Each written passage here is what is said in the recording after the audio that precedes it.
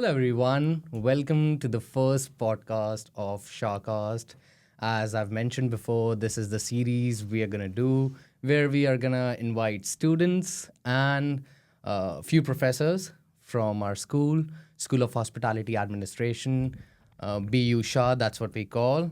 And the first guest we have today is one of my fellow mates. He's in my class, and we have been enjoying our time together since a very, very long time. And it's Noah. Hi, Noah. What's up? Hey, Divey, thank you for having me. I'm really excited that this is finally here. I know we've been talking about it for probably like close to a month now. So thank you for putting it together. I know there's a lot of hard work, a lot of people you had to talk to, so I'm glad you put it together. Oh, yeah, 100%. So I remember when we started talking about this podcast thing in New York, and I randomly came up to you on the field trip that Noah. So I'm doing this individual project by the name of SHAcast. That's a podcast I'm coming up with. And I'm looking for someone who's from Boston, who works in hospitality, who knows about the industry, who knows about the area, who has lived in New York. Who's a grad student. And a grad student. And I was telling you all these things, and you were like, Divey, it's me. Yeah, I remember that. I remember every single time you kept saying these things. I'm like, that's me. That's also me. Yep, check. That's also me. And we were joking with Professor Lands as well when we had lunch later that day. And I was like, yeah, I mean, I can't believe he was looking right at me saying all these things. And then finally it clicked. And so I'm just happy that I'm here. Yeah. Even I'm happier that you're here because, to be honest, I never thought that we would bond like this. Before New York, we knew each other. We used to meet, we used to greet, but we never talked about life. We never talked about careers. And maybe that field trip, which we got an opportunity from our school, we got this opportunity and we went to that trip and we enjoyed it a lot. The week full of fun. Yeah, it was. It was a lot of fun. So we do have Mara Littman to thank for that as well. I think we only had one class first semester together. It was Professor Curry's class. Oh, yes, 100% yes. And that was the only class. And then we don't have any this semester. So, yeah, you're right. I mean, there wasn't much time to, bond or connect. So we got that trip. Yeah. I mean, we were there for like 5 days together. Yes. Felt like longer. Yeah. But yeah, no, I mean, thank God for that trip because otherwise, and this podcast also, we're going to uncover some things, I'm sure. 100%. Some things I've definitely already shared, and you were like, oh, I'm getting excited for the podcast now. You mentioned about Professor Curry's class, and I'm going to tell you what was my first thought on you. So we were sitting in grad lounge, maybe in October or November, and so there's our classmate Victoria. She mentioned about you, Noah, because we were planning some Halloween party and we were inviting everyone. You were a part of that conversation. And she said, oh, I invited Noah as well. I'm like, who's Noah? Then she said, Noah is in our class, the Professor Curry's class. I'm like, oh, the guy with robot's voice? So that was my... That's so funny. Yeah, so that's what I used to think. That's what I used to call that the guy with robot's voice, because you have a very deep voice. It's sexy, but I'm like, okay, the voice thing. And I still remember you mentioned about your story, how you've been through the surgery thing before coming to SHA, before joining this program, and that's why I thought maybe that's the reason you sound like that. But I used to call you by this thing, that the guy with robot's voice. Although I've always liked your voice, but I'm like, okay. But I want to talk to you about your surgery. Although I know the story, but I really want you to share with the viewers and everyone who's going to watch this podcast, because I kind of have a similar thing, but I want you to say your thing first.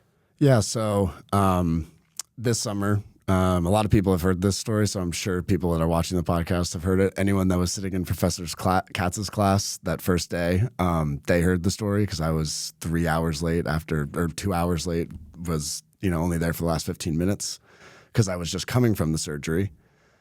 So middle of the summer, I was working, finishing up like a busy season on Nantucket.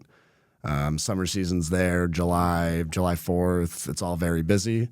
So 2 weeks after July 4th, on July 18th, I was walking home with my friend and randomly out of nowhere got jumped and attacked. And if anyone's been to Nantucket, saying that I got jumped there is a crazy story, just because it is a very, for lack of a better word, affluent town. So not a lot of crime, not a lot of danger.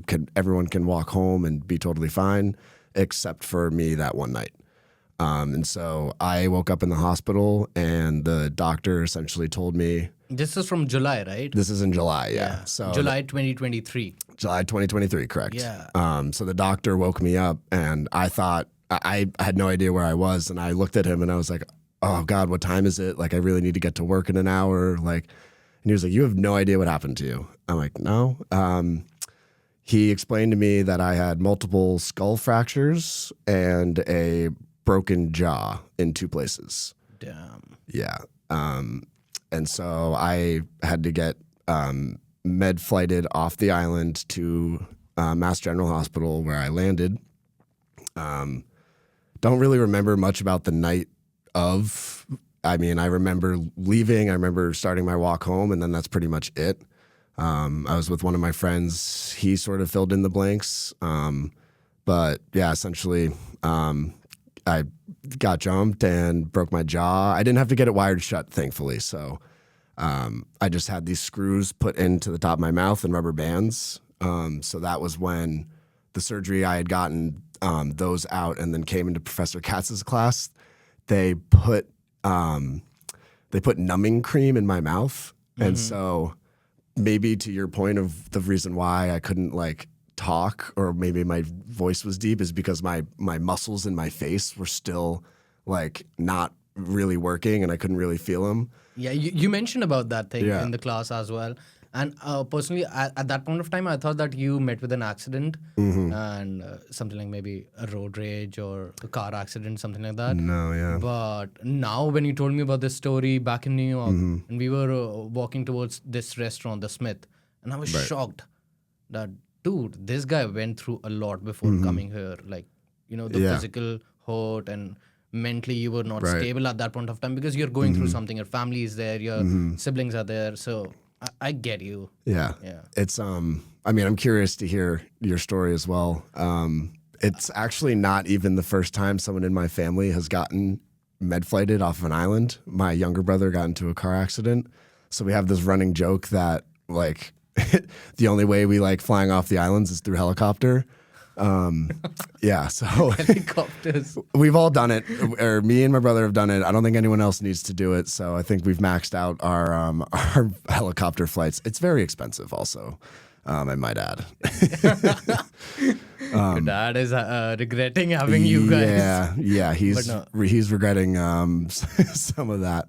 But yeah, I mean, I'd be curious to hear your story as well. So it didn't happen with me, like, directly, but before coming to Boston, I was going through fever since a week, but yeah, that's okay. Friday night, that was my flight, 25th of August. Tuesday, like 3 days before that, my dad got into an accident, and pretty bad. It was that bad that my dad has to go through a surgery, like multiple surgeries for his knee and his shoulder. It was totally cracked, and he didn't come in senses for like 3 days. Oh my God. On Friday, I decided that I'm not coming to Boston anymore. I told my uncle, I told my mom that, I'm canceling my flight, and I was all set. Friday morning, my dad came into his senses, and he's like, if you won't go to Boston, that will be on me for my whole life. So you have to go and do it for me at least. Wow. So it was pretty emotional, and I never thought that I would be doing it. The accident was pretty bad. My dad was on bed rest for 3 months. Was that the summer? It happened in August. In August? So yeah. Very late. Like I was about to fly to Boston on 26th of August, and it happened on 23rd of August, 22nd of August. Oh, wow. So I'm like, dude, that's crazy. I'm the elder brother. My brother was still, he was, he started with his new job, and here I am. I'm leaving my family business. My dad is alone there, and now he's on bed. So I'm like, okay, who's going to go to office? Right, who's going to help? Yeah. But my dad told me, you have to go to Boston. I came here. For the first week, I was feeling bad that, I left my dad alone in this condition. But I guess he's doing pretty good now. He's back on his feet. He can drive now and he's doing well. Back to work. Yeah. He's missing like the dancing and all that. Right. Because we used to dance a lot together. I got my dancing genes from him. Nice. But I haven't seen you dance yet, so the gala, we're gonna cut up a rug. I have to tell you the story. Okay, so you remember Professor Kat's class? Yep. So Professor Kat's teaching us branding and marketing in fall semester, and we did this brand audit project, right? Right after that project, all of us, like our class, we decided to go to Sunset Cantina. That's the neighborhood bar for our school BU shop. Yeah. So we went there, and randomly somebody told me to dance. So I've been a state level dancer back in India. I've danced my whole life, a self-taught dancer, but okay. And they were like, "You have to show us what's happening." So I'm like, okay. And then these guys forced me to perform right there in the middle of bar. There was no one, and we didn't even have speakers. They put songs on phone, and they were like, okay, dance. Some Bollywood songs they didn't even understand, because most of us don't know Hindi. Okay, I know Hindi. I know Bollywood songs.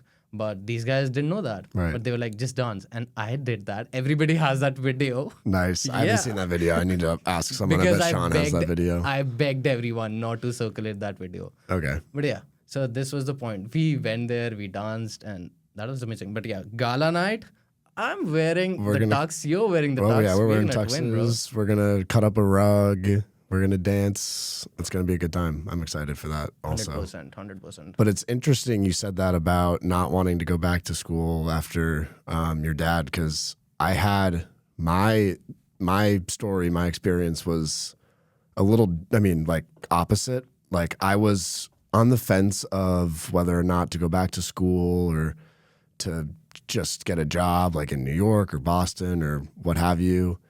And right after that happened, obviously, because I had to take like a month off of work as well. Like I had a concussion and my jaw, I couldn't eat. So a lot of things with my health were kind of, not going the right way, obviously. But I had the opposite realization where I was like, it's sort of going to be, like a good transition, a good like reset point for me to be like, okay, this happened to you. You're, not rock bottom essentially, but like, you're not where you want to be. Obviously, never one wants to be in the hospital bed, but I remember lying in that hospital bed and being like, I need to go back to school. I need to like really focus and really take hospitality and like restaurants seriously. So that's actually inspiring. Yeah, and like the opposite. I like it. You like Maybe that one? It happened with my dad, so I was more emotionally connected with him. It was more emotional moment for me. Right. But you're right at your point that coming back to school in that condition and where you mentioned as well, hats off, bro. Because when you were telling that thing in the class as well, I'm like, dude, this guy is crazy with the robot's voice. But I'm like, yeah.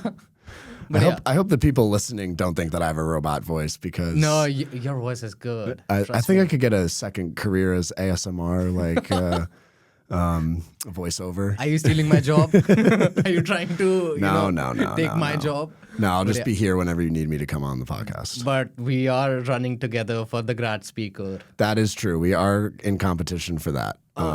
May the best man win. Yeah. May the best man win. And like I told you in Professor Curry's class, I do think you have to have had some public speaking education, because the way that you like set up a line, do the punchline, like we had the debates.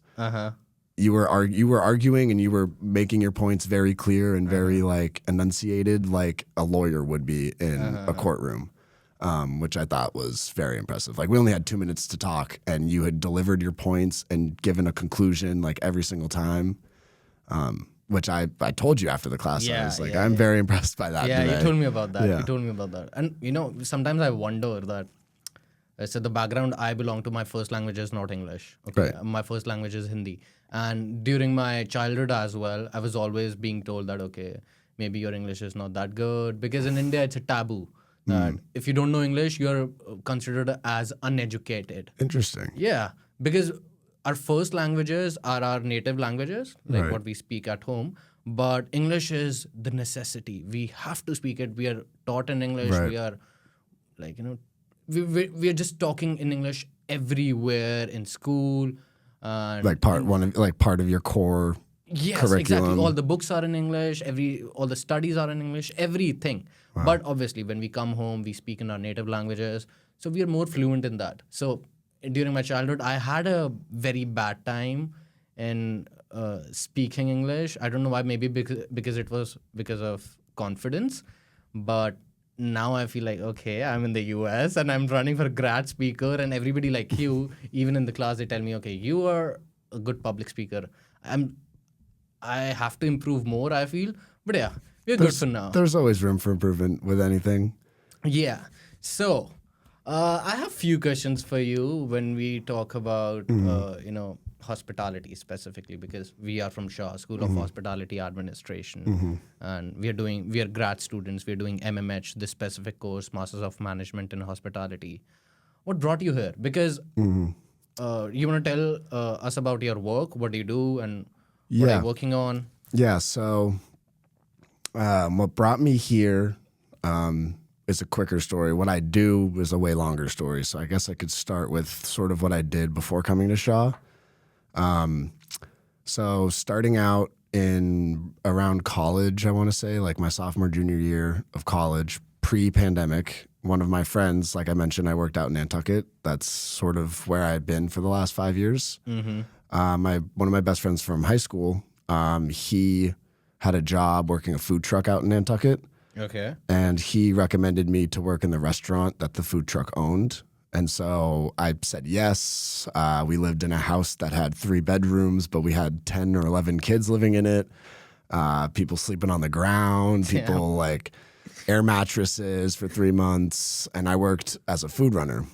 Okay. I remember it so well. I remember by my 3rd day, because I spoke Spanish all throughout. You speak Spanish? I speak Spanish. I was almost a Hispanic studies minor. Hola, ¿cómo estás? Muy bien, ¿y tú? Muy bien, muy bien. That's all I know. That's all you got. I know a few words more like, what do you call, like, de donde eres, de donde vives. De donde eres, de donde vives, where are you from, where do you live? Yeah. I know mi amor. Mm-hmm. Yeah, that's for the girls only. Mi novia, my girlfriend, yep. So I just got along well with the cooks. Obviously, it was a Baja Tex-Mex kind of joint. My friend worked the food truck with Neri Hernandez. They quesadillas, tacos by a brewery. And so I got introduced to all the cooks and all of his friends. And by the 3rd day, I walked into the restaurant, and the kitchen expediter, the one who calls out the tickets and sets all the tables, he had called out sick, which happens in the restaurant industry. And because I was friends with the kitchen, I got thrown onto the expediter.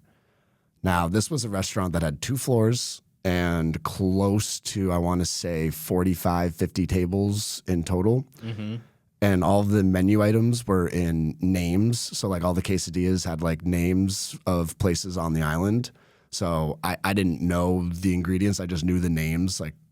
And so I would just call out, like, we had a quesadilla station, a taco station, and a salad station.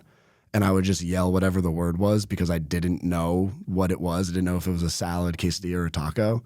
And these guys would just start doing it. I mean, like, I have so many stories that I could tell about doing that. But I remember coming home and complaining to my friend and being like, oh, so-and-so, like, this happened, so-and-so. And this was a summer college job. Mm-hmm. And he was like, why do you, like, care so much? Like, it's just a summer job. Like, quit if it's that much of a burden. I'm like, no, I love it. Mm-hmm. And I didn't realize it then. Like, sitting in that moment, talking with him and complaining, and him getting upset that I was complaining about my summer job. He's like, dude, relax. But like, I look back on that now, and I was like, I really did love like the grind, and I loved like the atmosphere and the chaos, the team aspect of it. Like we were just talking before the podcast started. I have a background in sports.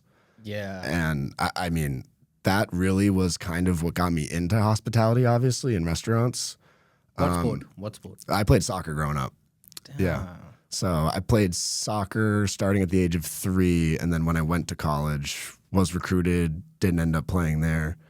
You wanted to be a soccer player? Wanted to be a soccer player. If you ask my grandfather. Okay, I have a question. Then I have a question. Go for it. Drum rolls, Messi or Ronaldo? Messi. Oh, damn. No, I'm a Ronaldo guy. You're a Ronaldo guy? Messi, hands down. I mean, Damn. yeah, I was a Barcelona. That was fast. That was fast. I was a Barcelona fan too. Before Messi, I was actually a Ronaldinho fan. I went dressed up as Ronaldinho once for Halloween. For Halloween? For Oh, Halloween. shit. Yeah. I don't know if there are pictures of that still, but I hope not. But yeah, I had like a wig with the, with his hair. Yeah, that was a funny Halloween costume. But yeah, I mean my background was mainly soccer. I got recruited to Trinity College, was my undergrad, and one of the first days I showed up to campus. The coach didn't give me a great look at tryouts, and so I ended up not wanting to pursue it. Didn't want to like fall out of love with the sport. I still play it now. I'm in a men's league, but I talk with a lot of mentors and talk with a lot of people. There is a huge connection between hospitality, restaurants, and team. Like it's so much of you need to be there. Like you're in the barracks with your team, with your staff, or with your colleagues, or what have you. And it's just a lot of fun. Like getting to go into battle is a different is it's not that serious, but it is sort of like every day is a new challenge. Yeah. Something goes wrong, like the person who called out, and you just have to figure it out with the people that you're with. And it's a lot of fun. It really is. Damn, nice. Couldn't imagine doing anything else. Yeah. Well, I mean, I got that sports has a big influence in your life, sports, and that's how you got into hospitality as well. But you're from Boston, right? Yes, I am. And what do you call this thing? Bostonian? Bostonian. Okay. Sorry for that. Bostonian. But I have to ask you this one thing. So, usually people think that there is a difference between other people from other states and Bostonians specifically. And I remember you telling me about how Bostonians treat other people, like in terms of hospitality or any other thing. You remember that? I think I know you're talking about the nice versus kind. Yeah, I want you to tell about that thing again, that how Bostonians react. Yeah, so I forget what we were talking about, but we were talking about LA versus the West Coast versus East Coast. Yeah, West Coast versus East Coast. And so I remember listening actually to another podcast, and they were talking about this. They were like, the main difference between East Coast and West Coast is nice and kind. And so people on the example was changing a tire. And so people on the West Coast, they're nice. They'll say like, oh, I'm so sorry. I wish I could help you out, but they won't be able to change the tire. They're not kind. They're not gesturing that.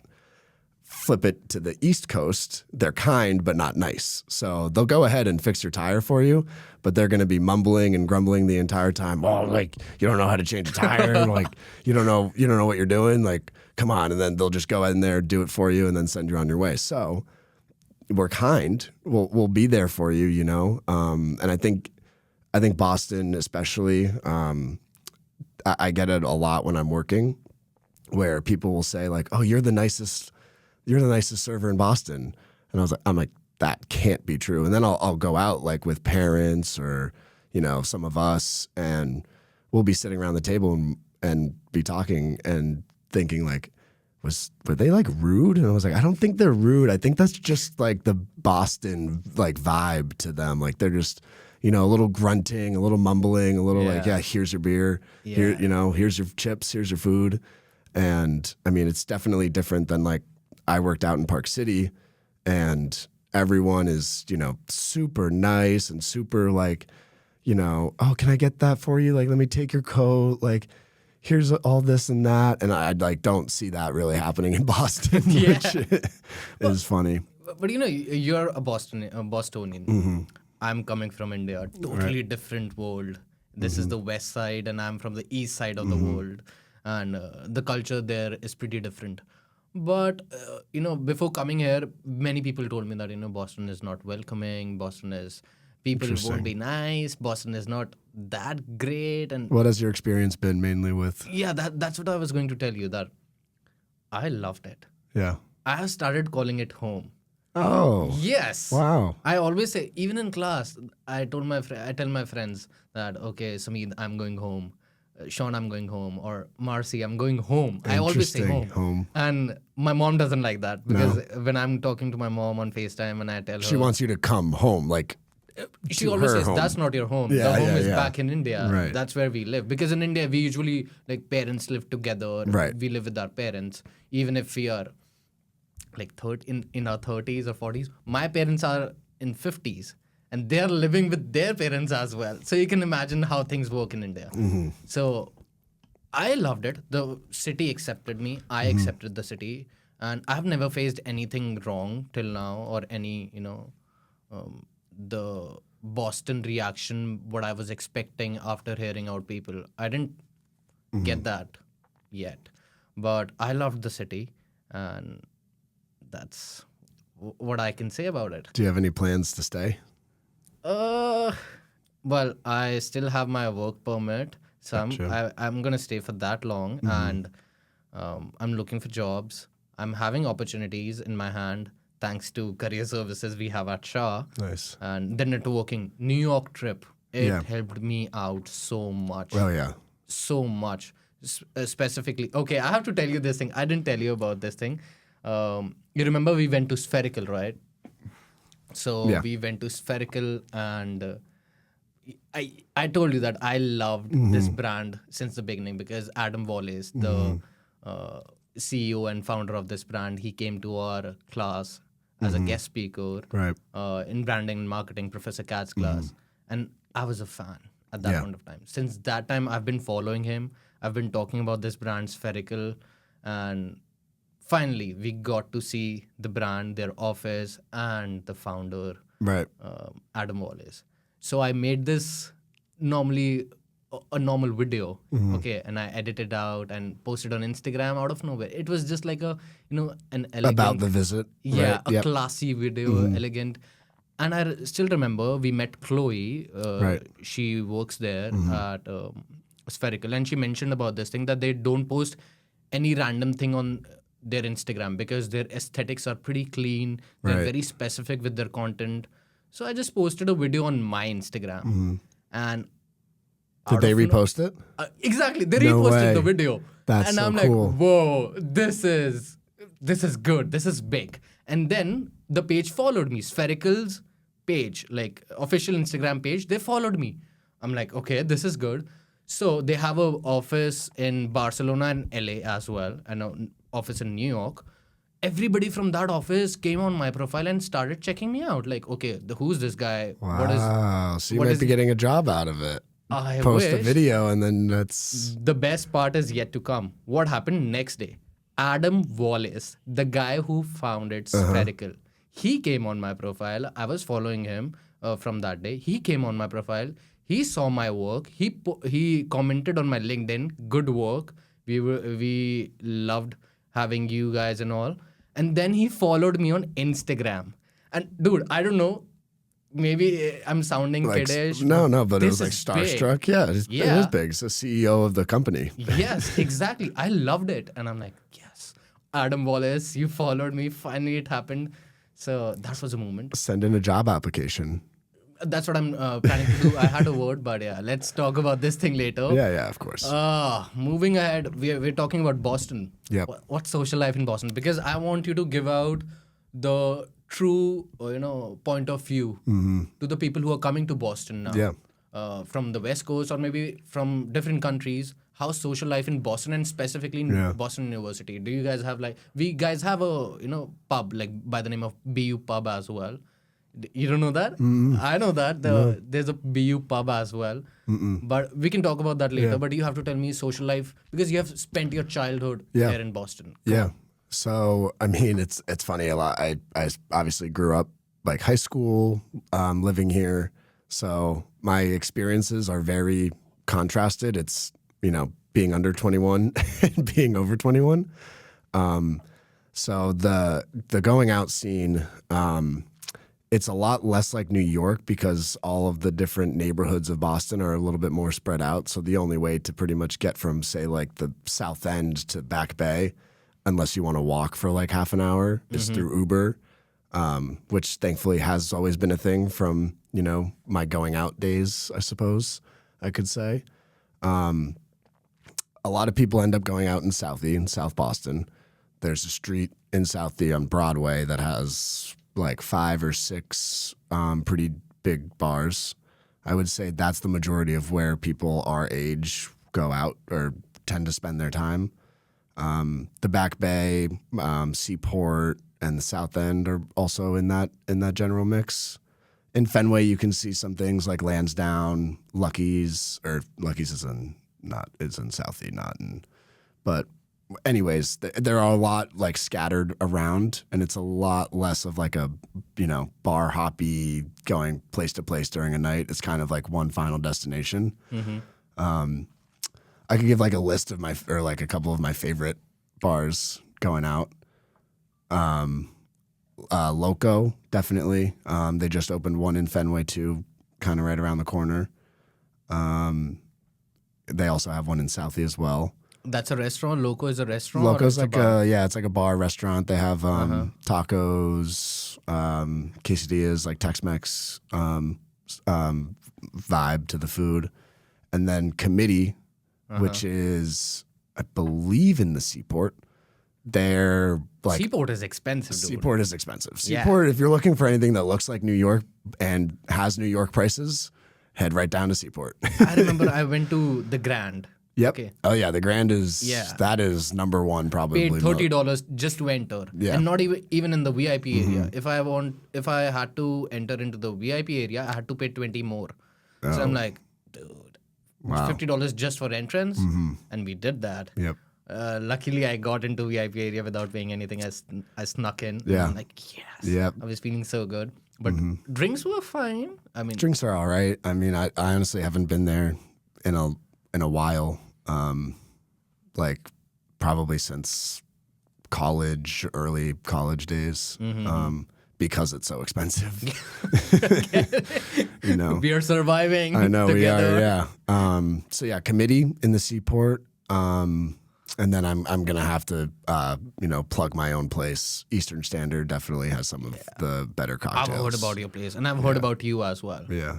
Okay, I have to give you something else other than just studies and Boston life and all. I have to tell you about this thing. Since you were not coming to parties in the beginning of our school, right? Like in the Halloween party, you were not there. Even when our group used to hang out every week. Right. We about our group, me, Sean, and Sameed, Marcy, Victoria, right, and Kayla, Kimball. We have this bunch of group, and there are a few outside people as well, like Marcy's roommates and all. Right. So we used to hang out every weekend, and we used to call you out as well. That hey, you were coming, and you never used to show up. And we used to I had work. Yeah, I get it. But you were so secretive. You were so, secretive. I'd rather say secretive or MI because, dude, nobody had your Instagram. Nobody had your phone number. So now I see where this, my secret Instagram joke has started. I wasn't on purpose secretive, so I do apologize. It was more like I, had school during the week, and then I had gotten the job at Eastern Standard, and we were opening the restaurant. So for that first month and a half, there wasn't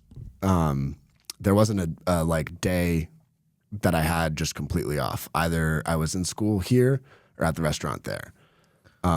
So I apologize for being a little MIA or secretive, but I did go to I did get to the Christmas party. Yes, finally. Even I don't know, it was before Christmas party or after Christmas party. Somebody found your Instagram finally, okay?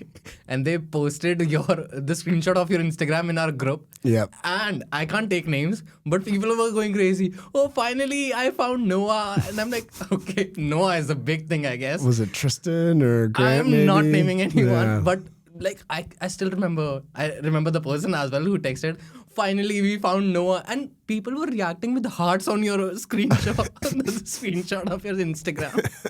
And I'm like, okay. Noah is famous. Yeah. And I'm like, maybe after this podcast, I will actually be famous. Oh, definitely. No, you're already famous. I'm telling you. Good looking, amazing voice, and you have a guy like me with you, so obviously you're famous. Yeah, my partner in crime. Yes, sir. Yes, sir. But I never expected that we would bond over like that. I still remember on the first day of New York or second day of New York, you texted me, "Hey, what's up? What are you doing? Are you in the hotel? We should go grab a drink or something like that. Let's go to the bar." Or something. And I remember how we... in New York, we waited outside the bar at 11 a.m. so that it can open up at 12 noon and we can open the bar and just open the St. tap. Paddy's was that weekend. I wanted to show you a true Irish bar. It was amazing. Yeah. And you won the Guinness the thing. Split the G. Split the G. Yeah. I'm gonna, beat you in that. We can get a rematch. 100%, 100%. So yeah, talking about the bars, what's your favorite drink? Oh, wow. Favorite drink? Give it to me. Well, so as a bartender, obviously, this changes. I don't. It's like kind of what like your favorite music is. It's tough to narrow down like what my favorite cocktail is. Depends on the mood. Depends kind of on the season. I am a tequila person myself. Pretty much year round or through and through. I do enjoy one of my like go-to drinks usually is like a mezcal Negroni. Ooh. So it's a little smokier than its gin cousin. You're pretty selective, like when it comes to drinks, huh? Yeah, I mean, if you're gonna go out and you're gonna spend the money, you might as well have something that you enjoy. So I do like kind of being selective. In terms of, actually, I can change this question to what's my favorite drink to make also. Oh yeah, you have been a bartender. Right. Go for it. So my favorite drink to make is probably like a Naked and Famous. It's another mezcal drink. So maybe I'm a mezcal fan instead of a tequila fan, but same family. So Naked and Famous is an old Death & Co. inspired drink, I think, bar in New York. It's mezcal, lime juice, Aperol, and yellow chartreuse. I like it because I like telling the story of that it's like a variation off the Paper Plane, which is a bourbon-style cocktail with similar ingredients. And I just like when people like the drink, and I get to talk about mezcal being part of it, and it's an easy drink to make. I don't have to it's not like an espresso martini or a mudslide or any of the frozen drinks that I made while working on Nantucket. Those are... Yeah, I get it. Yeah. I'm not a big fan of cocktails. No. I'm a pretty simple guy when it comes to drinks. Like, give me my beer and I'm done. Yeah, if I'm going out, that's me. But if I'm like home and I'm making like you're saying, like being selective, like if I'm treating myself, treating yourself, then we'll do then it'll be cocktail. But yeah, I'm pretty famously amongst my friends like a beer and tequila guy. That's pretty much my speed. Well, I like that. What's your go-to food? If we are talking about drinks, then food as well. What's your go-to food? You know the answer to this question already. I knew it. Okay, well, give it to me. So to those listening, not because Divey is here, but my favorite food is Indian. I knew it. Growing up, me and my family would always order Indian takeout. I can't even remember the first time I had it, but I remember the first time I had chicken tikka masala. Oh God. You're making me hungry. I know. And I remember being like, wow, this, like to my mom, I was like, wow, this is so good. And I've always been like the adventurous kind of food person in my family. Like I had sushi when I was, like 10. And I remember like my parents were just dumbfounded that I was having sushi. They thought that 10-year-old eating raw fish was very weird. But no, I remember the first time like having chicken tikka masala, I was like, this is so good. I wanted it all the time. We got it like every weekend for a month. Like it was, it's still my favorite. Talking about your favorite cuisine, I have to tell everyone about this, and specifically about Rowdy Rooster. About Rowdy Roosters, right? So imagine like this is to everyone. Yeah, set the scene. Yeah, exactly. For everyone, we are roaming around in New York. Out of nowhere, this white American guy, taking two Indians. Yep. To an Indian restaurant. You and Harshit. Yeah, Harshit as well. Yep. Harshit and me. And a white American taking two Indians to this Indian restaurant, a very small place, Rowdy Roosters. Hole in the wall. Yeah. East Village. Exactly. Right. And out of nowhere, we were like, okay, let's give it a try. I'm telling you this thing. I owe you for that. Why? Because that's the best Indian street food I've ever had in the US. I've never had Indian street food like that in the US till now. The chutney, exactly, you deserve that. I'm going to pat myself the on the chutney, back. the bun, the vada pav, that's what we call it. Here, Yep. you guys call it sandwich. The vada pav and the spicy chutney, that sauce. Dude, that was foodgasmic. Trust me. I noticed when you guys were eating into the first couple of bites, I think it was Harshit who said it. He was like, this reminds me of home. And I mean, talk about hospitality, talk about like the connection that we can make with others. That for me meant so much that I don't think you even know. And I'm so glad that you had that reaction too. I was not expecting that, honestly, at all. I was just expecting like, oh, that's a good sandwich, you know? But like seeing your guys' reaction and seeing how it connected you to back home and It did. you hadn't had anything similar in 9 months of being here. Like I can't tell you how much I appreciated seeing that.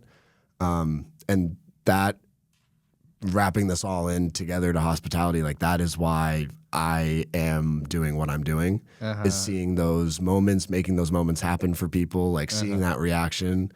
That's a top 3 reaction in my life working in restaurants. I mean, and everyone listening, yes, I know I'm 25, 26, but still, like I've had a lot of experiences, and that is a top 3 moment for sure. I get it. Yeah. Okay. Let's talk about school. All right, What's yeah. happening in school, like inside. Yep. So we are giving out the inside information now. Okay. No snitch. But we are doing it. So what's the social scene in like school? What do you think about it? For Shaw specifically? Yeah. Do you have any like specific friends? Do you call people friends, or do you just call them classmates? No, I call you guys friends. I mean, the ones that, you know, we hang out with outside. I mean, like, for example, like me and you, I would have called you friend even before the New York trip. Just happened that we didn't really get that much time outside with my work, with our school, with your work, with your school.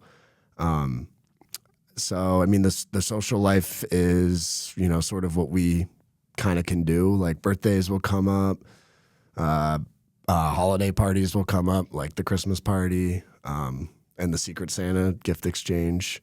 That was fun.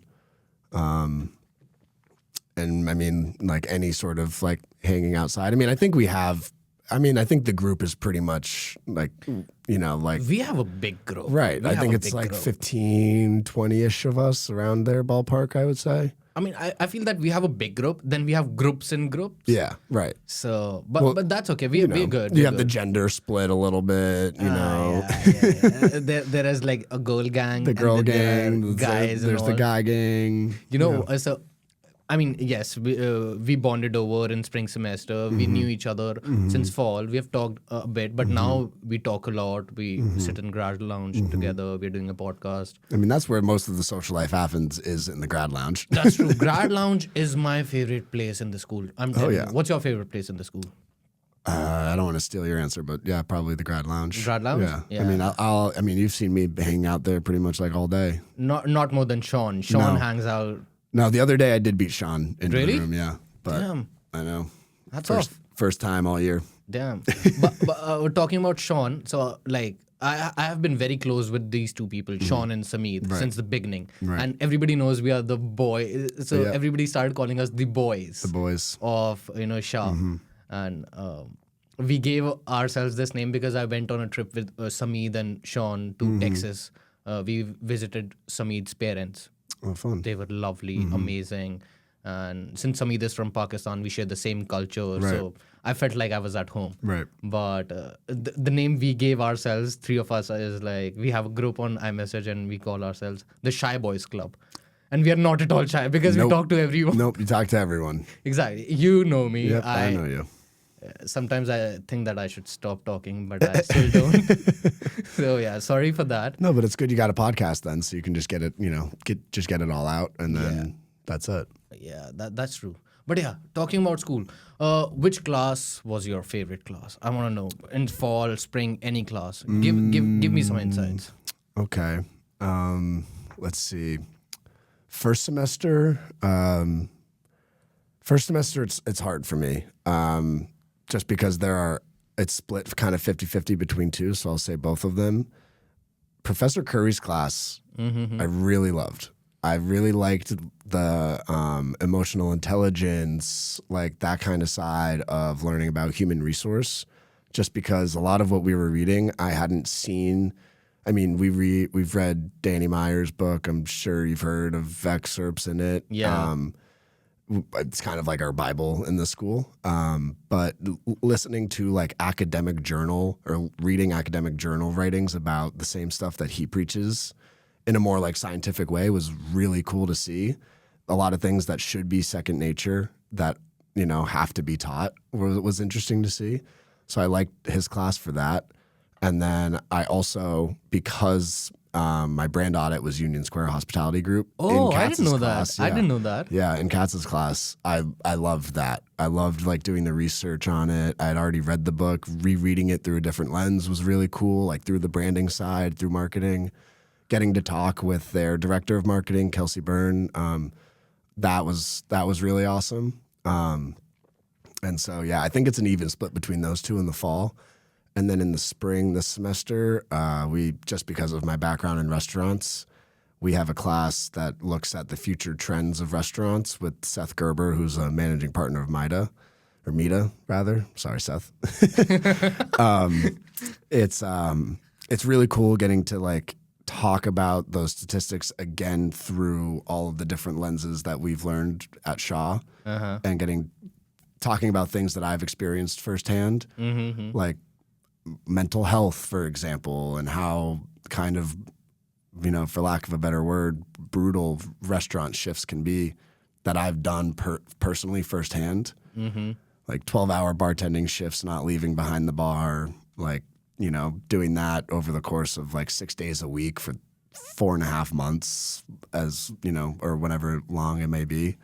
So talking about, how we could set up different businesses or how we could set up restaurants a little differently. It's been really eye-opening to talk about that kind of stuff with the experience that I've had. Damn, that's nice. I like it. I like it. So what is that one thing you would suggest to people who are coming to Shaw and they're thinking about the classes specifically? Because, I'm coming from India and I was thinking, okay, what's going to happen? Because back in India, the hospitality world and the hotel management school was totally different. Here I find digital marketing is a part of hospitality. Real estate is a part of hospitality. Organization, leadership is a part of hospitality. Right. Innovation, disruption, design thinking. I'm like, this was not in India. And because I graduated from hotel management school, Institute of Hotel Management for my undergrad. And I never studied these things in India. We were focused on specifically hotel operations. And here I think that, okay, I have a lot of options. So what message would you give to international students? Also, to the domestic students? Because MMH, the course we are doing, Masters of Management and Hospitality, it is mainly known as the course where you can re-enter into hospitality industry like I did, because I was working with my father in automobile industry. Or it is also known as, like it is famously known for changing your career. Right. Okay? Right. Like coming from real estate background or neuroscience background or any other background and getting into hospitality. Like there are people in our class who didn't know anything about hospitality and now they're doing MMH. I did my undergrad in hospitality. I worked in hotel in a hotel, so I knew about it. But I re-entered. But there are people who this is new for them. Right. So what do you think about MMH and what do you want to say?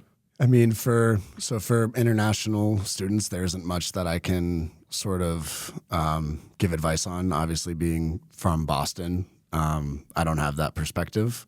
But in general, speaking for anyone that is coming into the program, the biggest thing that I can do, the biggest recommendation that I can give is go get a job doing one of the frontline. Go do work doing one of the frontline jobs. So if you want to be in hotels, if you want to be in the hotel space, get a part-time job working as like the front desk agent.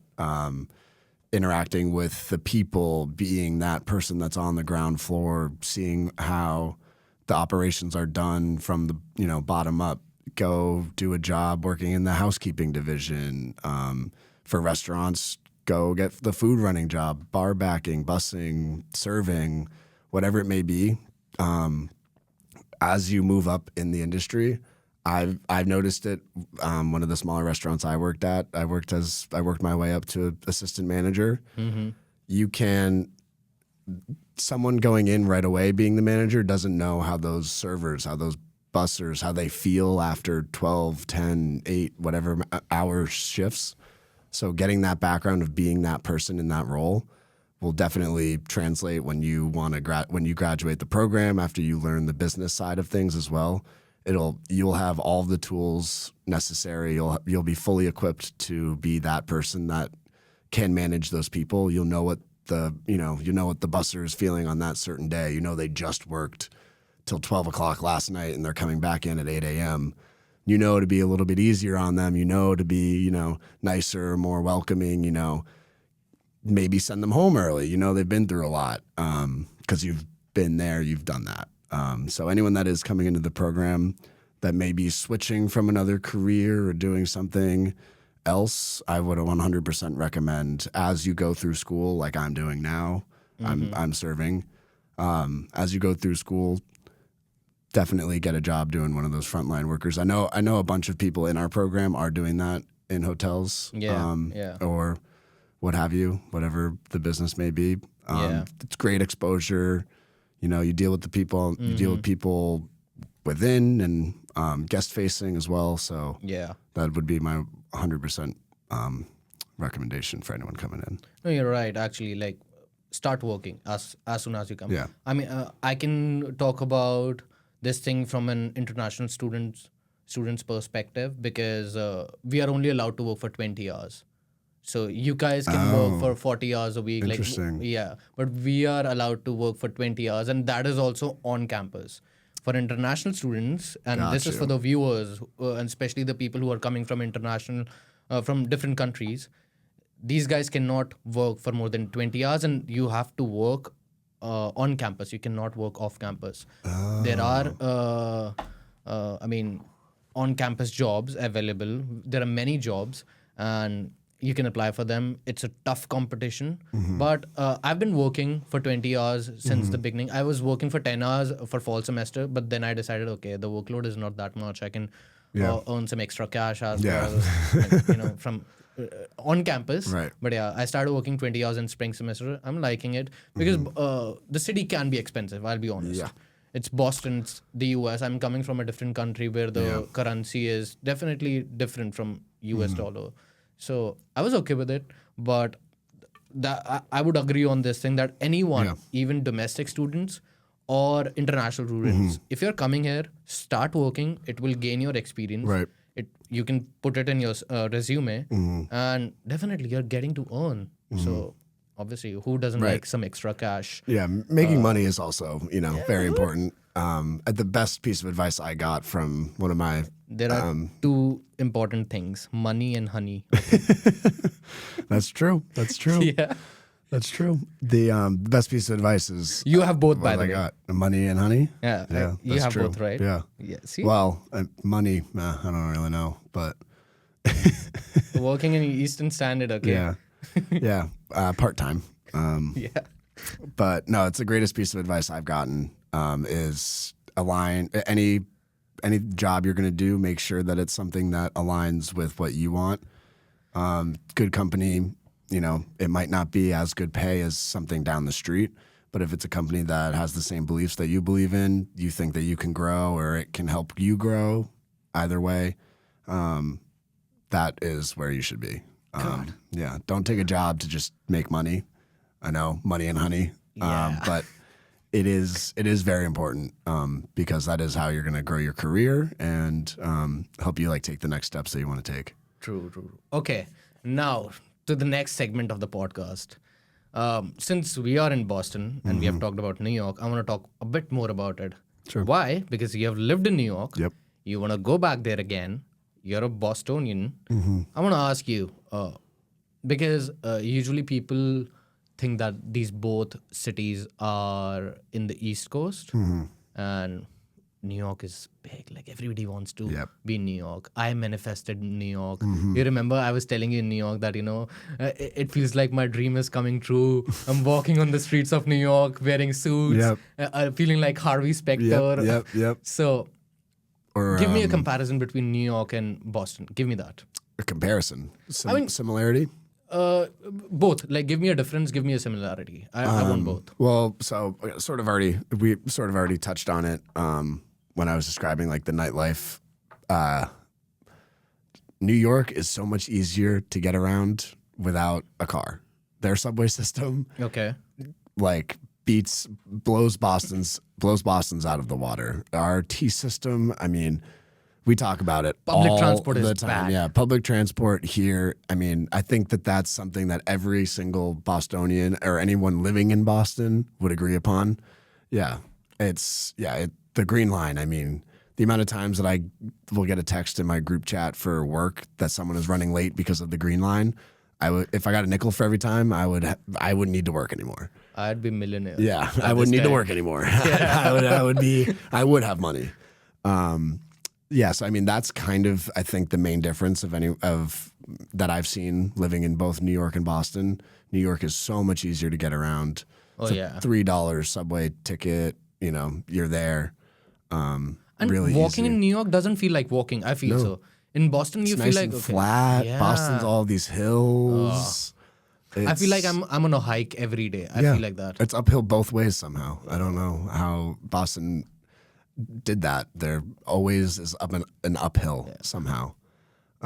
So those are definitely big differences. One good thing about Boston, which is better than New York. I want to know that now. One thing, we have better sports teams. That's true. 100%. We're the city of champions. I'm sure that there's going to be some Yankee fans listening to this, and they'll have their own arguments. But so sports teams definitely. That's first and foremost. Another reason why Boston's better. Can I tell you one thing? Yeah. This is coming from students' perspective. Schools, yeah, that's a good point. Schools. I actually was gonna say like high schools and like elementary, high school, prep school system. But honestly, like all the schools, like Harvard, BU, BC. Dude, best schools are here. Yeah. BU is one of the best universities in the world. 100%. I feel good that we both are in BU. Yeah. I never thought that I would be studying here in Absolutely not. Undergrad, I would never have imagined. I think my guidance counselor would have laughed me out of the room if I mentioned that I was applying to BU. I applied for this course on the last day. On the last day, like 1 hour prior to the deadline time was there. And I'm like, my mom and dad, they both told me that you're not going to get in because you have applied so late. And That's I applied for only one school all over the world, one course. And I'm like, maybe. BU MMH, it was meant to be. 12 days after that, I got in. It was my birthday gift because 9th of June, my birthday, 11th of June, because 9th was Saturday or Friday maybe, and Monday, I got this email. I'm like, okay, this is my post-birthday gift that I got in. I'm like, yes. Happy birthday, Divey, from BU. Thank you. Thank you so much. Thank you so much. But yeah, so you're moving, you want to move back to New York, right? I mean, that is part of the plan, potentially. I mean, I've been open to anything. I've had said that I want to go back to New York. It is, I mean, the amount of world-class cuisine that could be, on the same street even, is such an amazing opportunity. There's so much. Union Square, obviously, being pretty much first and foremost in the industry. Getting an opportunity with them would be amazing. I am plugging that on the podcast. Yeah. So that they notice it. Yeah, but in all seriousness, New York, the opportunity is available. Again, I would say that might be an opportunity that New York has a slight advantage over Boston. Obviously, working at Eastern Standard has been a great opportunity, and they're sort of an institution that's been around Boston, especially in this area, and for BU for so long. Yeah. And that has been awesome. I will also say that I do have a girlfriend that lives in New York, so we knew it. We have money. We have honey. We have the honey is in New York. Ooh, so that is also a big part of why my plan would be to go to New York. But again, I mean, Boston and New York are so close together. If there was an opportunity to do something here in Boston, that wouldn't be too much of a distance in between. Damn. But yeah, I mean, I can't, like, when I lived for 3 months even in New York, like the amount of like world class restaurants that I had gone to in those 3 months, I mean, is just phenomenal. I've realized this one thing after coming back from New York, as a student as well as a working professional. I'm saying this thing. I realized this one thing, that if you want to study in Boston, but if you want to work in New York. Why? Yeah. Because it's a good way of putting it. Yeah, because you're getting the best student life in Boston. Yeah. You'll have students, you'll have those, the young age vibe and the group, the clubs, everything is like that. But when you go out in New York, you'll see the high-rise buildings. The city asks you to hustle. The city wants you to survive every day. Oh, yeah. And it motivates you that you have to work. Otherwise, you're not going to survive. You have to move back to your own, some small town or maybe anywhere in the world, but you're not meant for New York. Right. I was walking on the streets, looking at the building. I was like, okay, I need this. That was like, giving me that kick, giving me that punch, that the way you have to do it. Yeah, that okay, push. You have to make it big. That push. Yeah. Otherwise, you're going back home. Right. I'm like, dude. So work in New York. But because I feel that if you're having a student life in New York, it will be a mix. It can be bad, it can be good. But student life is best in Boston. I loved it. I'm still loving it.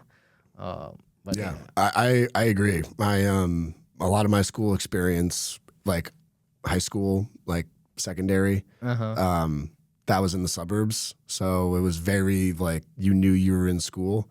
Being in Boston and being in the city has been so awesome because we're both graduate students. So I wouldn't want the like 100% student life again. Like being honest, like getting old to that to that effect.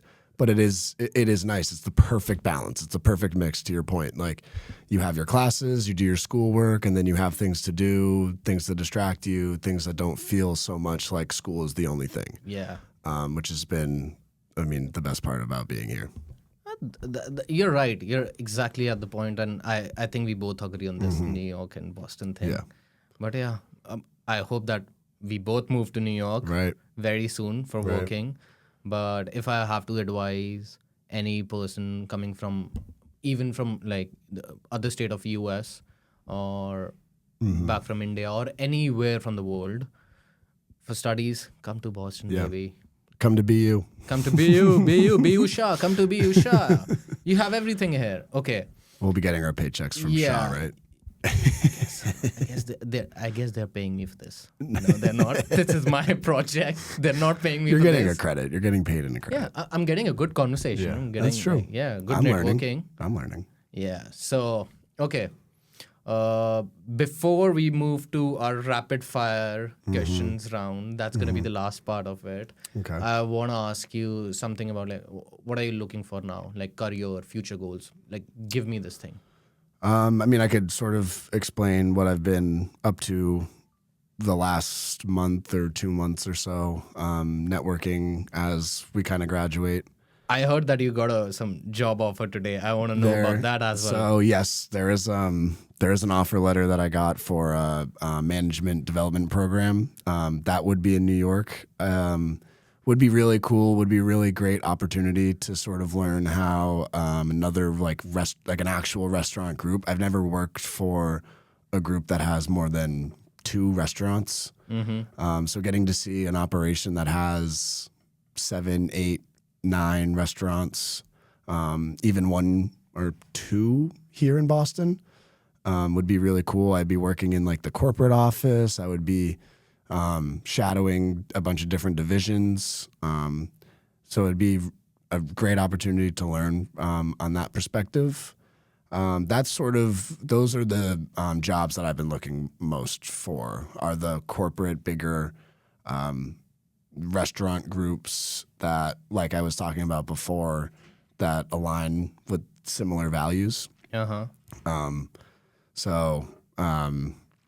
Anything that's got 8 restaurants, or not 8 specifically, but like a handful of restaurants that has a presence that's been around a while, that has great company values and core beliefs.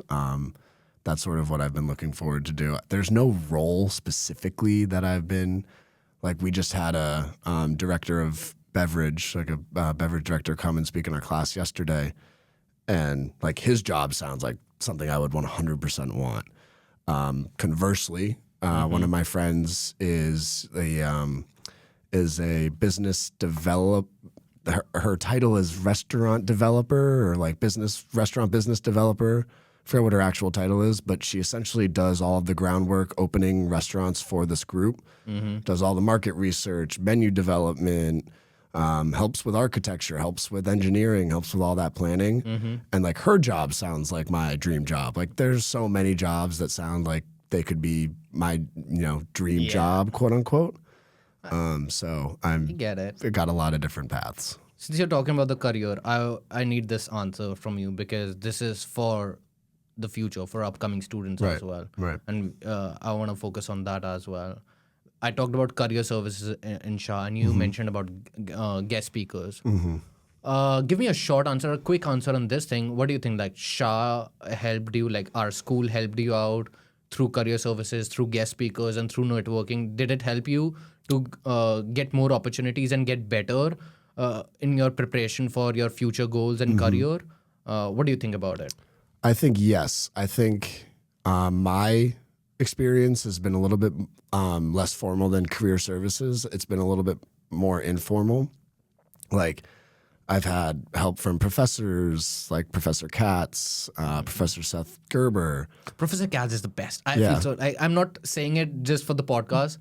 He's gonna be on the podcast very soon. Yeah. But dude, seriously, he has helped me out a lot, and not just Professor Katz. Every professor, everyone, has been more than helpful. And I think, especially in our industry in hospitality, I think those informal networking conversations and meet and greets are how things generate.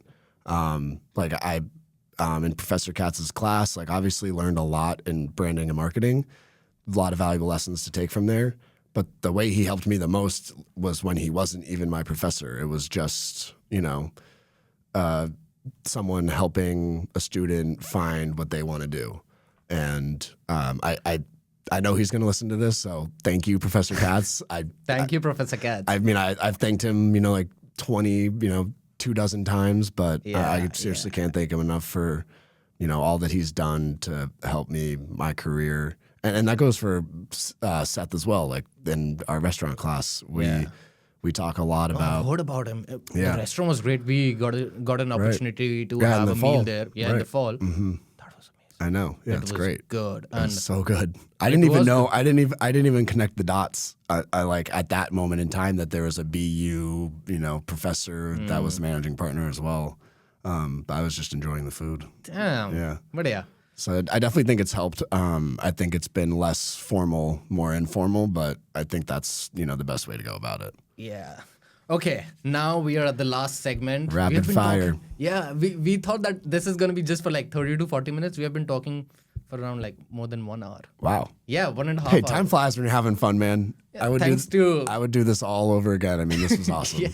Yeah. Okay, so last segment of our podcast, of this SHAcast, and it's the rapid fire round. So you have to be quick. 1-line answers, or just yes or no, or just a name, anything. So yeah. Yeah, I think most of the reason why it's gone on an hour is because I also like talking. So you can blame me for whenever Professor Modi is going to be like, why was it an hour? It's like, well, Noah was talking. He's going to love it. I'm going to convince him. I'm going to beg him, Professor Modi, please. Noah was yapping his mouth for an hour and a half. No. Yeah. All right. He would ask me, okay, what did you do for an hour and a half? I'm like, we talked. We talked. Yeah. We have proof. That's why I say I talk a lot. Yeah.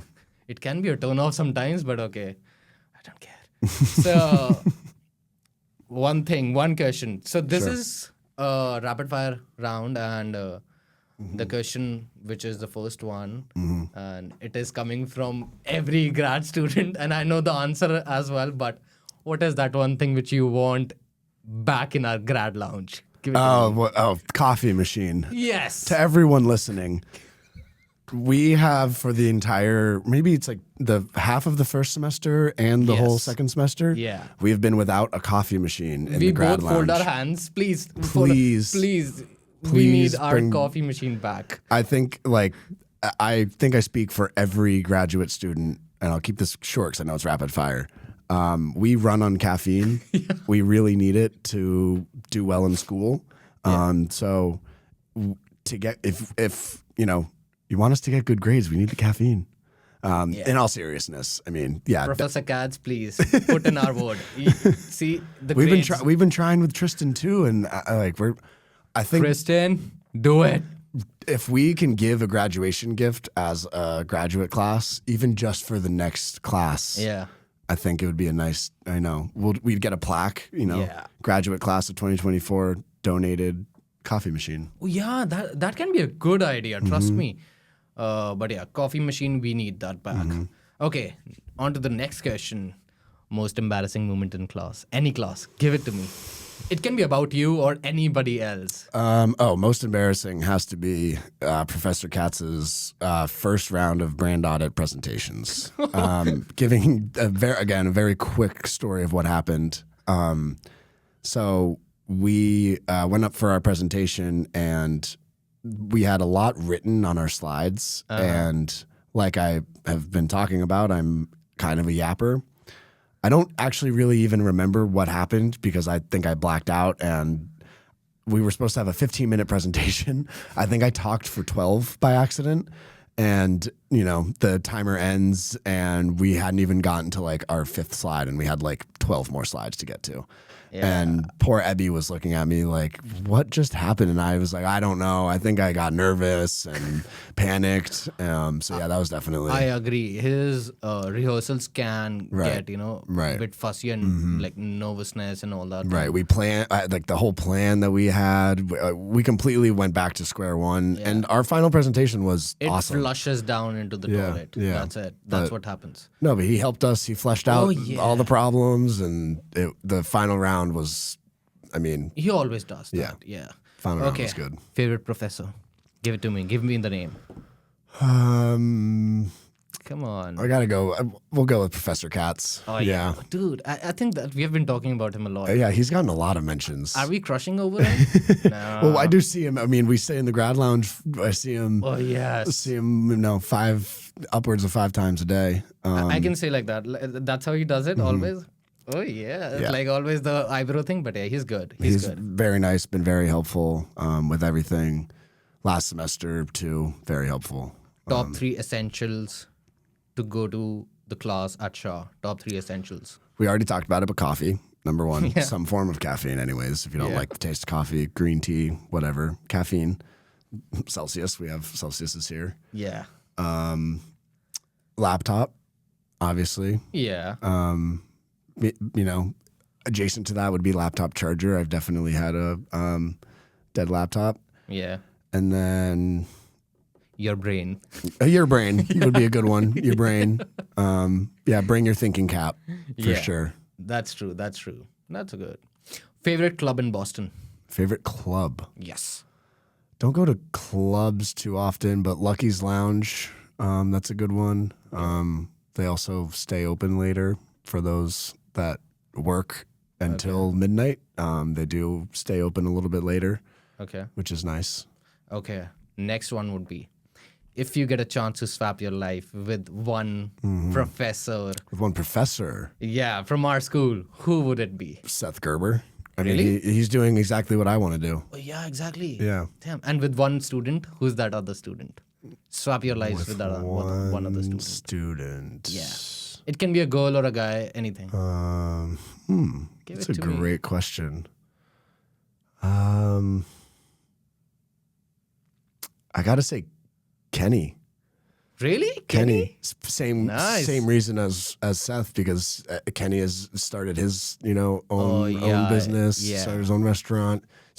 He's graduating and going to manage one. So yeah, I would definitely say Kenny. Nice. A little jealous. I like that answer. I was not expecting that. Yeah. I was not expecting that. But a good one. Cheers to you, Kenny. Cheers to you. Yeah. Okay. The last question.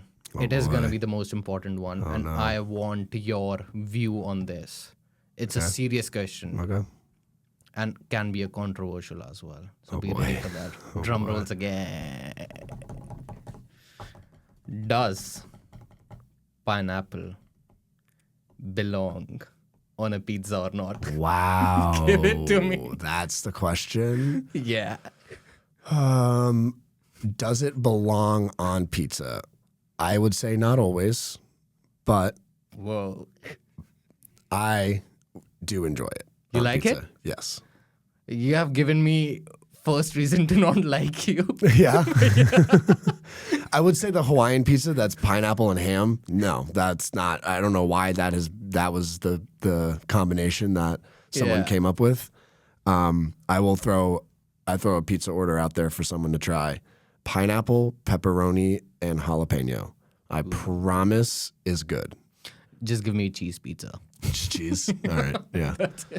But yeah, so this was the rapid fire question, and dude, it has been amazing. Like Dude, we have this been was talking. awesome. We were nervous, right, before this? Definitely nervous a little bit going into it. But no, I thank you again for putting this together. Thank you for having me on, even though I kind of strong-armed my way on there. But I mean, you were the one. You self-invited yourself on this podcast. pretty much invited for everyone listening. I invited loved myself it. No, on I the loved podcast. it, and I'm so happy that we bonded over this thing, because I never thought that we would make something that we can carry on even after school. I'm not saying that we're going to talk every day or something like that. That's not practically possible.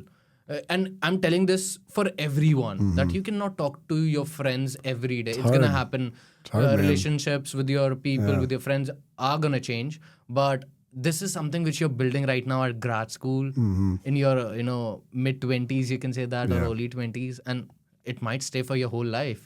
And you're in the US. Build your connections, bro. Build your connections. If you're not doing it, go back to your home, even if it's in other country or a state of Ohio or something. Hospitality's not for you if you can't build connections. Yeah, that's true. 100%. I would agree. But yeah, I hope you enjoyed this podcast. SHAcast. SHAcast. Yeah, Brew, Bites, and Boston Life. I love it. I love That's it. Yeah. But yeah. Thank you again. Thank you for that, bro. Thank you. Yeah.